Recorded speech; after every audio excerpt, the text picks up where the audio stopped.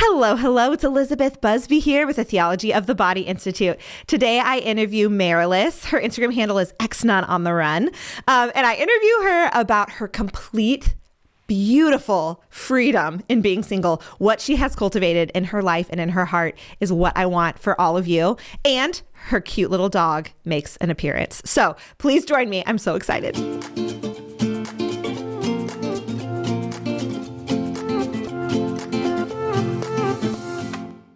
Hello, Marilis. Elizabeth. I am so excited to meet you. This is one of those cool moments for me where I followed you on the internet and I love all of the things you post on Instagram, and now we're getting to meet, which is so fun. So thank you for coming on my show. No, thank you so much. Thank you for having me. I'm so excited to chat. All right. So the reason you're on here, which you know, but my guests are learning, is you have such an incredible freedom when it comes to living your single years. And you have the kind of freedom that I want for every person who is discerning marriage, every person who comes across my stuff. When I read your post about it, it like makes me tear up. The freedom, the love you have for Christ, the trust you have for him, the way that manifests, so beautiful. So can you tell my viewers a bit of your story? If they follow you, they know your handle's xnononTheRun, which is so fun and opens the doors for a cool story. So can you tell us how you got here? Yeah, so I was born and raised in New York City, but my family moved to New Jersey when I was in 8th grade. So I claimed both as my home. When I was in college, at Catholic U for my undergrad in DC, I began discerning religious life. Have always kind of felt the call to enter the convent. It was always in the back of my head, but it was like one of those things of who does that, you know? And it wasn't until I was in college that I began meeting other sisters, young sisters, that I was like, oh, this is an actual thing. It's not just like in my head. And the more time I spent in prayer, the more persistent this idea of discernment became. And so I decided to, more deeply discern religious life and began visiting different communities and orders and time with sisters. And the more I prayed about it, the more almost afraid I became of it, but not the like bad kind of fear, the kind of fear that you're afraid of it, but you still want to keep going, And sure enough, my junior year of college, I met the community I ended up entering, a Franciscan community. And I dropped out of college to enter the convent, and I was very private about my discernment. So it came, I think, a shock for a lot of my family and friends, except for my sister who read my journals from early childhood. But for everybody else, it was like, what do you mean you're dropping out of school to enter the convent? And I just had, a lot of things going. I had just taken the MCATs because I was going to be going to medical school. I just was very active on campus, and for me to just drop everything, looking back, I'm like, wow, the courage, I guess. I don't know if I would have that courage now, but at the time it just seemed like God was calling me, and I remember meditating a lot on the scriptures of the apostles leaving the nets behind right away and following Jesus immediately. And, when you discern an order, they're discerning alongside with you. So I figured I wasn't supposed to enter at that time. Mother, who was, Mother Superior of the community I was discerning, would have said so. And the vocation director had warned, like, you're a year away from graduating. Typically at this point, it's just, prudent to just finish your degree and then enter. So don't be surprised if she tells you that. And so when I went to her and said I'd like to ask an application for entrance, she was like, okay. So okay, I guess this, God's will for me. And so went through the application process, was accepted, dropped out of school, entered the convent. And I was there 8 years, went through the initial, novitiate formation, and then made first vows. And after temporary vows, I was supposed to study to be a teacher. I always had this, I always wanted like a hidden life. I just like imagined my life as a sister. I remember asking if I could be in housekeeping or in the laundry. I just wanted to hit life with the Lord.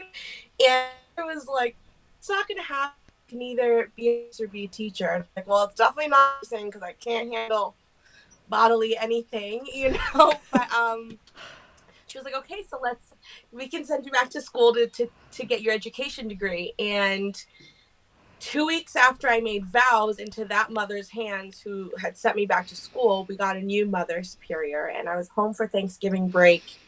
And on Thanksgiving Day, the new mother told me I was being transferred to the Vatican to serve at the Nunciature in DC. And it was a wild time. I just never imagined myself there. I never imagined that I'd get to serve Pope Francis directly. I never just imagined any of the things that took place in my life as a sister and the doors and opportunities that it afforded me, or the people that I got to meet. And, you know, so much for that kind of a life that I was wanting. God was like, never mind. And I did end up discerning out before final vows. I think a lot of people think you enter and that's, you know, that's it, it's forever. And you do enter with the intention of, I'm doing this seriously and I want to pursue a vocation. But if it's made pretty clear that it's not for you, it's okay to leave. Especially if it's before final vows. That's what the whole like temporary phase is to really discern if this is for me, as you're actually living the life out and not just looking at it from the outside of like what we see in the world and what we perceive religious life to be. And so I discerned out and kind of didn't know what to do with my life. My entire identity was wrapped up in sister. I was heartbroken to leave the convent, and my entire 20s was religious life. um and I came home, and I was maybe home for like 3 weeks, 4 weeks, and just like moping and not knowing what to do. And a friend of mine was like, well, why don't you write up a bucket list of things you would have never been able to do as a sister and just start doing those things? And the first thing I came up with was to walk Camino Santiago. And so I walked the Camino. I started in Lourdes and actually went all the way to Santiago de Compostela. But then once I got there, realized or decided I wasn't done yet. So I walked to Fatima. So it really was a Marian Camino with a pit stop at the Tomb of St. James. But that was where the Instagram handle came from, was because I met some Franciscan friars of the Renewal while we were walking about halfway through, and I walked all the way to Santiago with them. And um, the people on the community started calling us the two friars, a deacon, and ex-nun on the run. And so that's where my handle came from.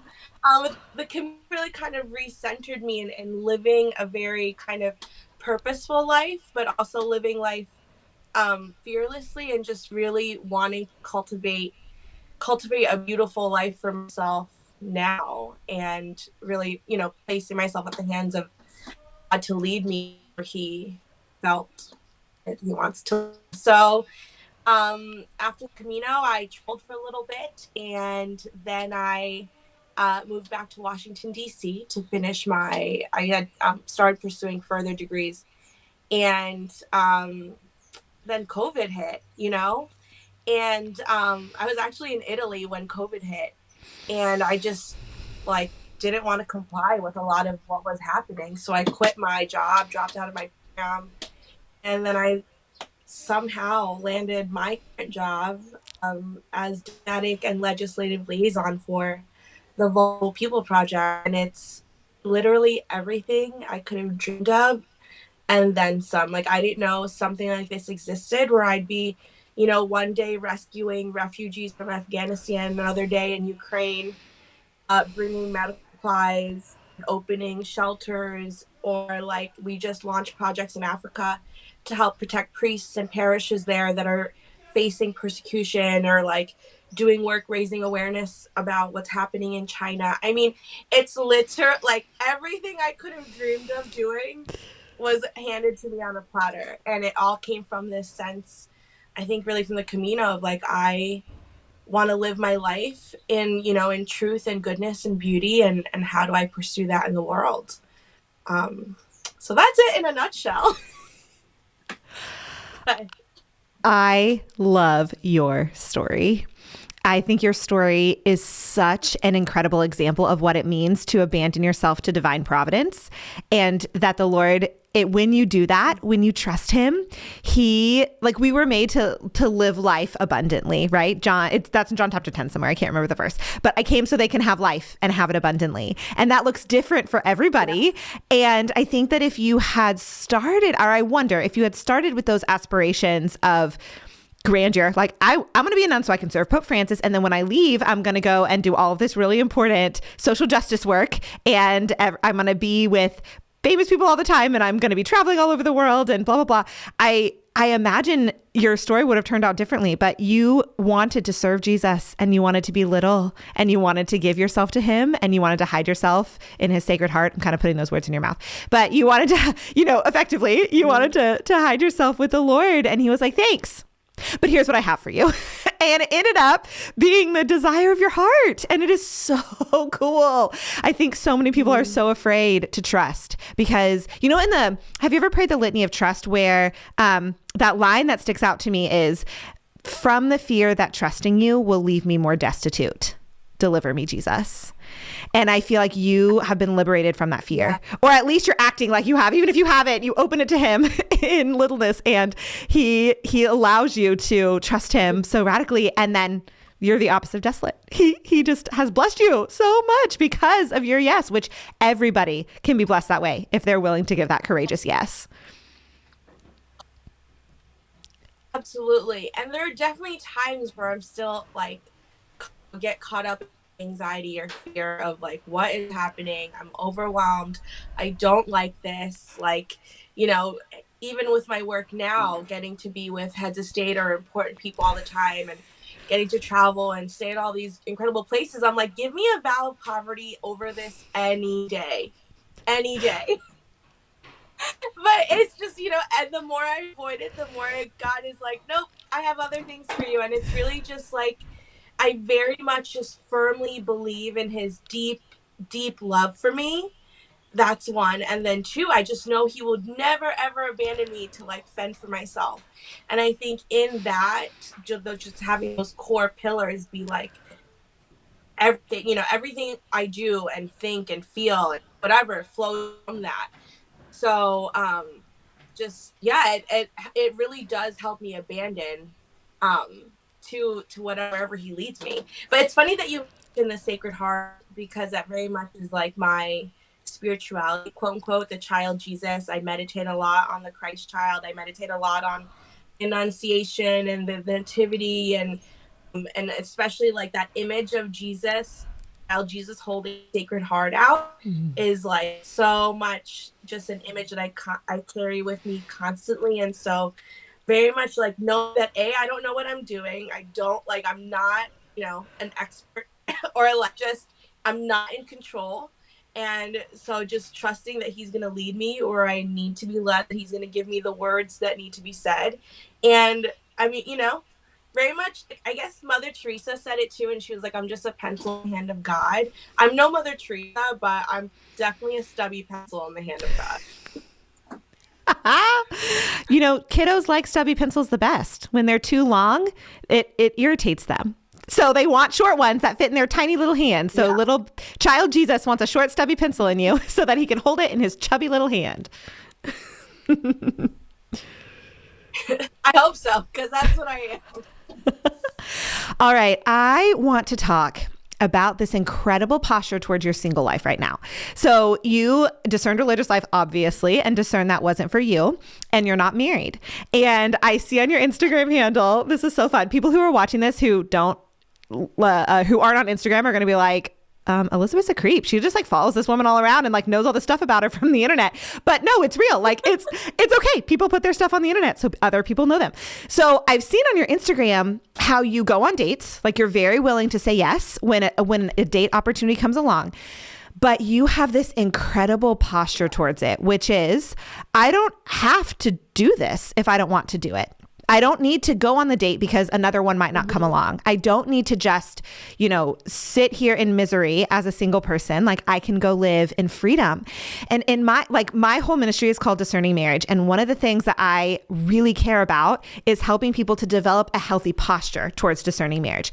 So often people just discern, but then it's all very heady. There's no practicality to it. They make it very they spiritualize it and idealize it, but it keeps them from taking action. And so one of my goals is to help people take action, but in freedom. And that's such a hard balance to strike. And you have figured it out. I would love it if you would talk about this posture, about just in your own words too, like what your posture looks like toward being single, toward dating, toward living your life in this season and living it to abundance in Christ, and kind of how you got here. Like, how did you get to this posture of singleness? Maybe it was the Camino, maybe it's more fruit of that, but maybe there's more. So. Yeah, I mean, I think religious life my experience in religious life, almost a decade of it, really has shifted how I see a lot of things in the world and relationships and, all of that. So when I first left the convent, dating just was not even in my sphere. Like, I wasn't thinking I'm meant to get married now. I remember meeting other former religious who would be married a year, not even after they'd left the convent or seminary, and I just was like, how do you just vocation hop? So, there needs to be processing and healing and things that take place. But so I just didn't even think about dating. And the Camino did kind of help process through, if I'm meant to be married, Lord, give me the openness to for that state and that vocation. But it was very a slow going. And I don't think it probably wasn't even until a year after I left, I was in a CC and just really laid that to Jesus at the tomb of St. Francis. If I'm supposed to be married, I'm officially open to it now. So I never kind of looked at the married state as something to I need to pine over or obsess over finding a husband. We are not owed marriage. I am not, God does not owe me a husband. So why should I worry about it or obsess over it? If he's not going to grant me one, then obviously it's for my greater joy and happiness on earth, because I know for a fact that God does not want me to be miserable. And so there's that. But then I think many people very much have this sense of needing to control. And so they control, and I don't think that the apps nowadays don't help with that. But it's you can't date freely when you have this idea in your head of what this person is, what your life is going to be, and you're attached to this imaginary idea instead of giving the person right in front of you a chance. But then also not having this, you're on one date and is this the person to marry? What? Just get to know him first, instead of there's so many women I meet that are but I don't know if I like him. I'm well, have you gone on a date with him? Let's not over think this, you haven't even gone on a date yet. How do you know if you're going to want to go on a second date? If he's going to want a second date with you, and it's very much just this obsessing of wanting to be married, but not enjoying the process along the way. And I'm if it's going to be that miserable, then I don't want it. If the process to dating is going to be that miserable, then why are you putting yourself through that? And so I think that's where a lot of that freedom comes from, is I just know that if I'm supposed to be married, if God has a husband for me, then I just need to go into it with a posture of openness and joy. And I get asked out probably daily. Not to toot my own horn.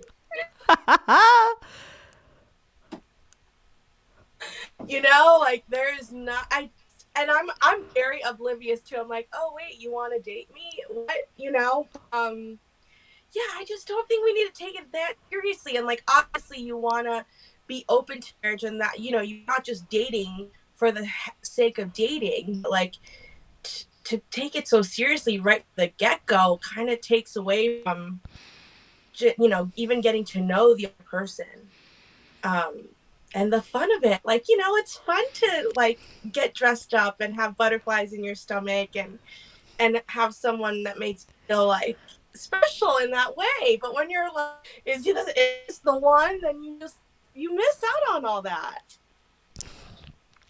Absolutely. So is this posture something you cultivated, or do you think that it fits with your natural personality, or you kind of, it really is a result of that radical freedom that you gained when you said yes to the Lord and leaving the convent? Like, because I know a lot of people don't have that and would maybe want to cultivate it, but I want to know if you cultivated it, how'd you do it? And if not, just let us know. Yeah, I mean, I think it's just like little by little. It definitely didn't happen overnight. I think the convent really helped with, nipping that fear of like wanting to please everyone else before him. Like it just nipped it right in the bud of like, wanting, worrying so much about what other people thought of me, worrying so much about needing to be perceived a certain way. And so I think a lot of my freedom now, it's not that I don't care what other people think, but it's also having, right boundaries of like, who do I listen to? Whose advice do I listen to, or whose take do I listen to? But then B, really knowing who I am before God first, like knowing my identity before him. And that takes, again, this doesn't happen overnight.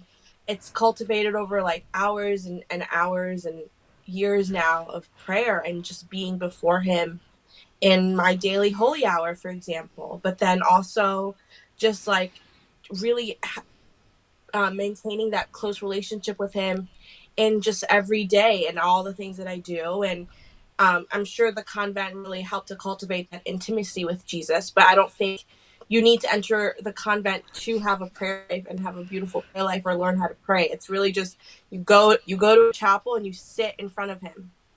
Like, it's not, it doesn't need to be complicated. But then again, like I said, the right boundaries of who it is I listen to, and that would be like spiritual director and people who know me real well. Like, I'm still super close with former Mother Superior, or my really just close set of friends whose opinion I might, take into consideration, or families opinions I might take into consideration. But other than that, it's not that I don't care what other people have to say, but it's really gotten to the point of like, I know who I am. So thanks for your opinion and move that, but to not have that encompass so much everything of what we do, and aging how you live your life based on what other people have to say, and not comparing. I feel like such a deep comparison game, especially on Instagram, of her life looks perfect, and she has it all together, and she has the husband, the X amount of kids, and that's the life I want for myself. Of like, well, instead of doing that, just start cultivating a beautiful life for yourself now. And that can start from just having a beautiful space, decorating your home the way you would want it to look like if you were married. Like, why wait until you're married to have a beautiful home? Or why wait until you're married to go take that trip? Or why wait until you're married to do all these things? I feel like a lot of people put off things that they want to do because they're waiting for Mr. Right to come along and to get married, and all of a sudden everything's going to fall into place. And I think too, I think it's kind of unfair to live life in a way you're expecting some husband to come along and suddenly everything's going to be great, and you're like, he's not meant, like, your husband is not meant to fill whatever kind of void that you have now. Preach. Like, you need to work on now so that when he does come into your life, like, you're already going to be wounded. We're all wounded. It's two wounded human beings coming together and trying to get each other to heaven, but he's not there to fill kind of a void. Like, there's only one person, and that's Christ, who can fill that void and heal you of these things. It's not going to be some person. I think it's unfair to ask that of another, honestly. So I hope that made sense. I feel like I just kind of go on and on. Honestly, I love it. You keep coming out with these awesome nuggets, and I think it's great. This is seriously the freedom that you have cultivated, the trust that you have cultivated is just what I hope for everybody who discerns marriage, that they have that posture, because really that's where freedom is. And you're so right. If you are expecting your spouse to make things better or to fix all sorts of things, you're going to be completely miserable when you get married. Like, I will just straight up tell you, I don't know if you know this, Marilis, but I'm a marriage counselor. So like I have studied and I've seen quite a bit of people on the other side of marriage. And there's just, it's like in textbooks, like you can see in textbooks when people are doing case studies and they're talking about how there's just the expectations are too high, and you're not necessarily fighting about anything in reality. You're fighting about things that you imagined and then they didn't happen in reality, and then it becomes a huge conflict. So anyway, the posture you have is so awesome. And you transitioned me perfectly to my next thing I want to talk about, because you, again, on your Instagram, everybody follow her on Instagram, please. Get an Instagram and follow her even if you don't have one. It's so inspiring. So you talk so much on there about your prayer life, and you travel all over the world for your job, probably also some for recreation, and to see friends and all that. And you post pictures of yourself praying in adoration all over the world, or like videos of these gorgeous chapels where you encounter Christ all over the place, right? It is so evident that you have built a discipline of prayer. And obviously you were in a convent for 8 years where that was structured for you, but then you left, and there are a lot of people who leave discernment and don't carry that prayer life over with them, and they don't continue to use the discipline that they fostered when they were in a structure that did it for them, because lay people don't have that structure. Like, lay people don't have the single or married, have the, somebody else telling them like, and now you're going to pray morning prayer, and then you're going to have breakfast, and now you're going to go to adoration at this time. And it's just not what it's like. So please talk about your prayer life. Please talk about kind of how you cultivated that, what that discipline, that daily discipline looks like for you. I would love to hear more about that. Yeah, I think it helped. Before even the convent, I already started cultivating daily prayer life.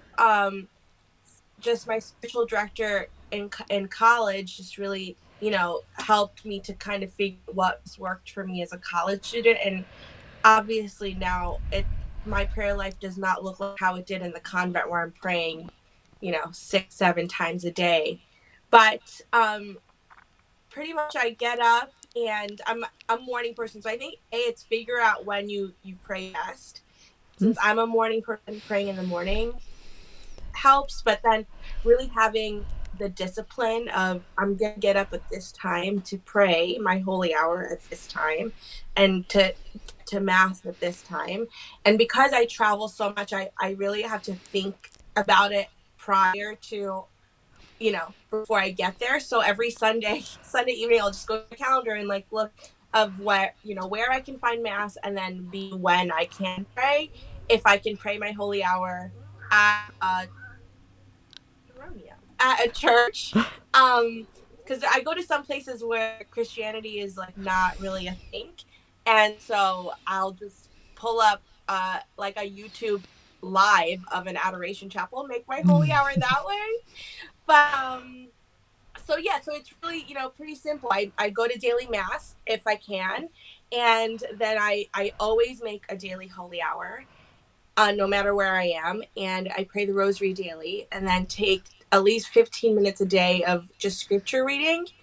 And then spiritual reading is really a big part of my prayer life as well. And then speaking with a spiritual director about once a month when I can. And then it's been harder because life has been so busy, but I really try to take a monthly day of recollection, which is just a day of silence and getting off my phone, not like going off the grid for a little bit, and just really spending the day in prayer and silence. And then one year I like to do a week-long silent retreat. And I know this is possible because I'm a single woman, but I think for a lot of people who are married, like that isn't feasible. So I'm not saying, go like, if you can take a monthly day of recollection, that's great. Or if you can take a week-long silent retreat, by all means, it's the best week a year. But to really figure out what works for your state in life. But I mean, you can take even like 15 minutes of just silent prayer time, contemplative prayer time. Anybody can do that, or anybody can take 15 minutes to pray the rosary, or instead of scrolling through Instagram, take that time to read through scripture. I mean, I think we come up with a lot of excuses to not pray, but we have a lot more time than we think and give ourselves credit, So, but it really is very much just such a vital part of my day. And I notice the times that I don't do it, I'm just off, I'm either like not in a good mood, or I just feel like kind of scattered, and it really helps to put order in my day, and it helps me to be disciplined in other things too. If I'm disciplined in my life, and I can be disciplined in my relationships and disciplined in my work. So, yeah. Absolutely. And the point you made about, I know married couples can't, or married people can't do this. That's the point I'm trying to make. When you're married, your time is not your own. When you're in any vowed vocation, your time is not your own. But people who take vows of celibacy have more time to give to the Lord, which is one of the beautiful, well, you're always giving your time to the Lord. They have more time for like focused, intentional, quiet prayer than a married couple does. Yeah. But that's the point I'm trying to make, is when you're single, you have the luxury of time.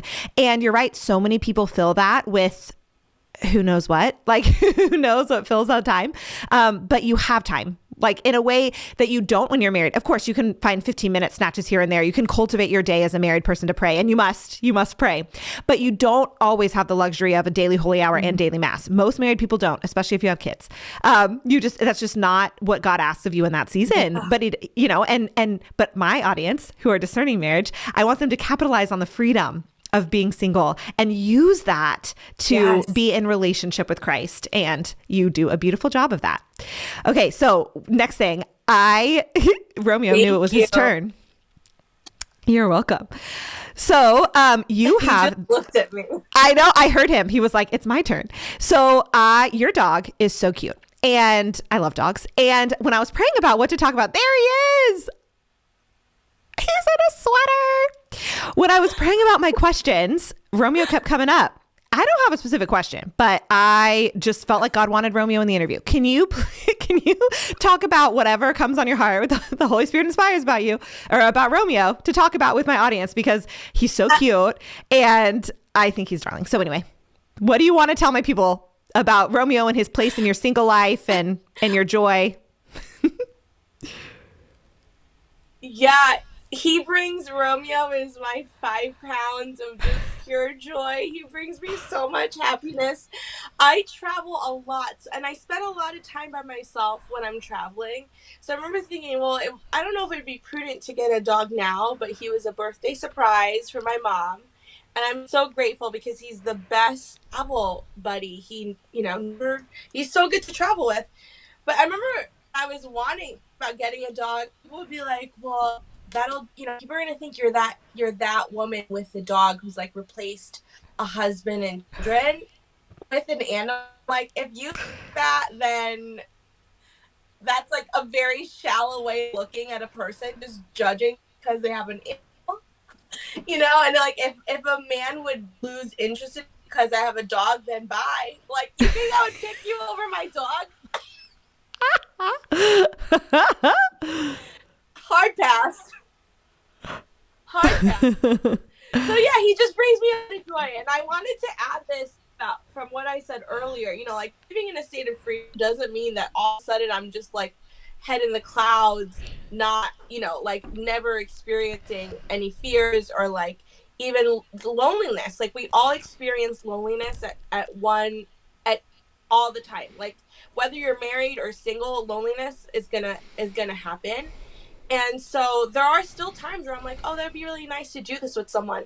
But it shouldn't stop you from going and doing it, I think a lot about, especially when I travel, more for fun than work, of like, oh, it'd be so nice to have someone here with me to see this beautiful place. It's not going to stop me from going to experience that alone. I mean, now I have Romeo to do it with too, but yeah, he's just my little joy, my little ball of joy. It's just so cute. I love that. He comes to adoration too.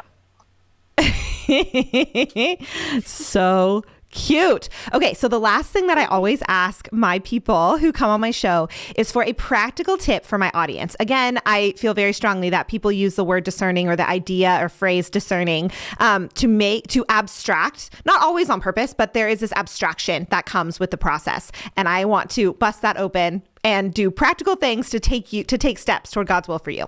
So based on what we've talked about today, or I guess anything that you want to share, what is one practical tip that someone could turn off this video and go do right now? Let me think. A practical step: get off Instagram and stop comparing your life to other people. Perfect. So when you feel that comparison, put your phone away and go to adoration. Yeah. Or like, do something else. Go for a walk. It's starting to get beautiful out. You know, just stop the comparison game. I really think that's like the thief of joy is comparison. Amen. Teddy Roosevelt said that. I used to think, every time I think about that quote, comparison's the thief of joy, I think it's a saint.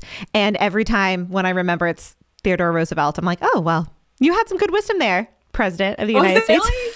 Yeah. It feels like it should be Mother Teresa, but it's not. It's Teddy Roosevelt. I remember my novice mistress, she would always say that. She had the 3 C's that were like, could, steal your vacation, and was compare. Forget what they were. One of them was death comparison. It's so true. I love that. All right, Marilis, thank you so much for taking the time to come on my show and talk to my people. Please, if you'd be willing, when you go to adoration next, if you'd be willing to pray for all of the people who are going to watch this and all the people who are discerning marriage who aren't in that state of freedom that you have, that you would pray that they would develop it, because what a gift you have. And I want it for everybody that I care about. I will. I'm going to go pray for you all today. Perfect. Thank you so much. God bless you. Thank you. Thank you. And all of you who are listening, oh my gosh, I want what she has for you so much. I just love her joy, her freedom, the life that she's living in total abandonment to the Lord. And I hope that if you are feeling today like you can't trust God, or that trusting him is going to leave you more destitute, or saying yes to him is going to make you miserable, I hope that this incredible woman's story inspires you to just say yes. And her joy came through for me. I am sure her joy came through for you. So until next time, stay close to the heart of Jesus and be not afraid. Bye.